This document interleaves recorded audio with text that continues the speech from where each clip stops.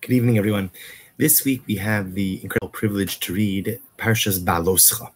And for this week's Parsha for Beginners segment, I want to share with you two incredible episodes, really the bookends of the Parsha. The first episode from the beginning of the Parsha, next episode from the last part of the Parsha, and both of them independently and together teaching us a beautiful theme. The Parsha begins with a simple statement. Hashem commands Moshe to tell Aaron, Behaaloscha es haneros. Aaron is given the responsibility to kindle the menorah in the Mishkan, and then later on his descendants will kindle the menorah in the Beis HaMikdash. This was an act that was done each and every day during the days in the Mishkan, during the days of the Beis HaMikdash. Rashi is intrigued by the fact that this commandment to light the menorah comes here in Parshas Bamidbar. After all, we learned about the Mishkan earlier on. We spoke about the construction of the menorah earlier on. Yet the command for Aaron to light the menorah comes here.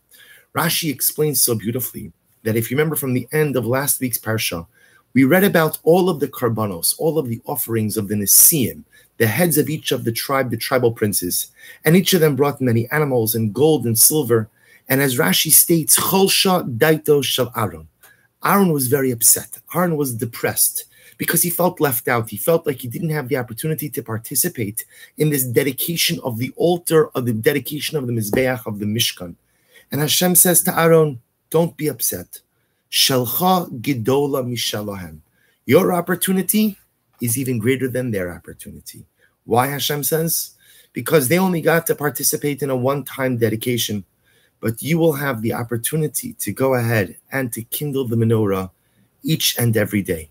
And even though the kindling of the menorah is done inside of the Beis HaMikdash, out of sight of the overwhelming majority of people, it was an incredible opportunity for Aaron to come close to Hashem. And herein lies an incredible lesson. What is really incredible about this story is not that Aaron got to light the menorah. He's the high priest. He's the Kohen Gadol. He had the opportunity to do many things.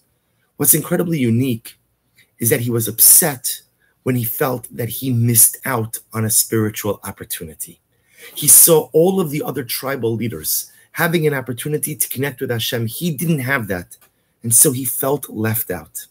You know, my dear friends, sometimes we have an obligation to perform, and suddenly we're exempted from it. And truth be told, most of us aren't too upset when we find ourselves released from an obligation. The greatness of Aaron is that he did not see the mitzvos, the Torah, as something that sat upon his shoulders that he had to do. But he felt that every single mitzvah was an opportunity for connection. And so when he felt that other people, he saw other people had this beautiful moment of connection, and he didn't have it, he was upset. He was sad. He felt left out. And so Hashem rewards him, not with money, not with gold, not with precious gems, not with a big vacation, or not with anything else that is material. He rewarded him with the opportunity for connection each and every day. The kindling of the menorah was Aaron's great reward, ultimately, again, for wanting additional avenues and opportunities for connection with Hashem. And there's an important lesson to be learned here. We often look at our Judaism as a series of do's and don'ts. Things I have to do, things I can't do, some things I want to do, many other things I want to do, but I can't do them, some of the things I have to do, but I don't want to do them, and we kind of lose the trees from the forest. The mitzvos are not just this series of behavioral obligations, but they are our opportunity to connect. They are our opportunity to have a relationship with Hashem. Hashem said, I'm God, the King of Kings. I'm anywhere and everywhere. We're just mortal man, regular people. So how does someone so ordinary like me and you connect with something so extraordinary like HaKadosh Baruch Hu? That's the mitzvos. Every single mitzvah offers us an opportunity for connection. Every single mitzvah represents an opportunity for us to strengthen the bond between ourselves and the Ribono Shel Olam.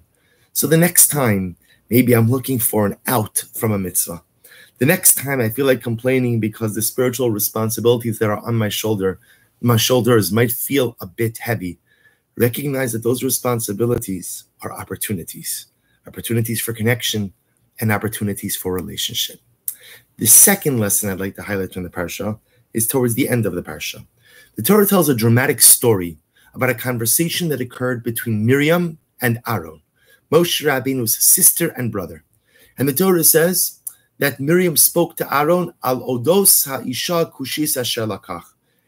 Seemingly, Miriam spoke to Aaron about Tzipporah, about Moshe's wife. What does Miriam have to say about Tzipporah, Moshe's wife? Rashi comments, and Rashi explains that that Miriam felt exceptionally sad for Tzipporah. Why? Because Moshe Rabbeinu was constantly on call, because Moshe Rabbeinu had to always be ready to speak with Hashem at a moment's notice, he didn't live with his wife. He didn't live with his family. He lived in a separate tent. And Miriam felt sad for her sister-in-law.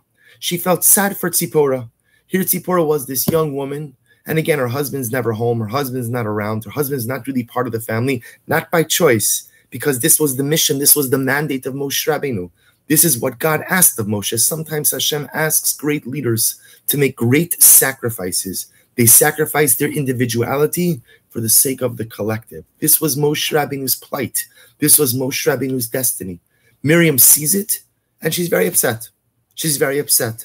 And she essentially says to Aaron, I don't understand. Aaron, you're holy. You've spoken to God. I'm holy, Miriam. I've spoken with God. We live with our families. We have regular lives. Why is it that Moshe feels the need to separate himself from his family? Now, of course, Miriam didn't really understand the greatness of her brother.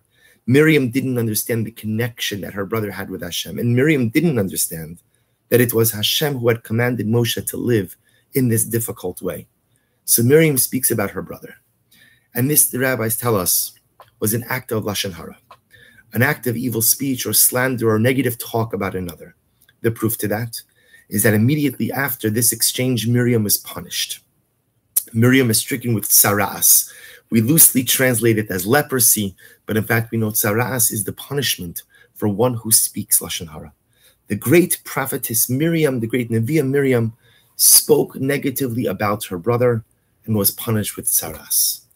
And from here we learn an incredible lesson, that sometimes, even if our intention is to help, we still have to be careful with what we say. Miriam did not have negative intentions towards her brother. Miriam did not mean to speak Lashon Hara about her brother. Miriam was concerned for her brother. Miriam was concerned for her sister-in-law, for Moshe's wife Tzipporah. Miriam was concerned for Moshe's sons. Every word that came out of Miriam's mouth had good intentions, but it was still something negative about another person.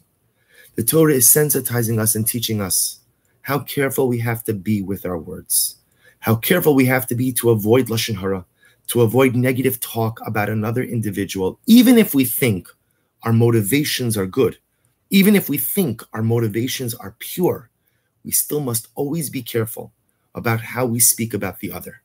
But the story doesn't end there, because after Miriam is stricken with tzara'as, Aaron comes running to Moshe, telling Moshe what happened. And what does Moshe Rabbeinu do? See, let's be honest. We're talking amongst friends. If someone speaks Lashon Hara about me, I don't have a warm and fuzzy feeling towards that individual. If someone speaks Lashon Hara about me, very often, I may have negative feelings towards that individual. You spoke about me? You said something negative about me? Don't you have something better to do with your life than to speak about me? And the truth is, if that person would call me for something or ask me for something, I'd like to think that I could overcome my feelings, but it could be that I wouldn't want to help out that person all that much. Aaron comes running to Moshe. Moshe, our sister has been stricken with tzara'as. And of course, he has to then tell Moshe the whole story. And what does Moshe Rabbeinu do? He drops everything and he davens to Hashem.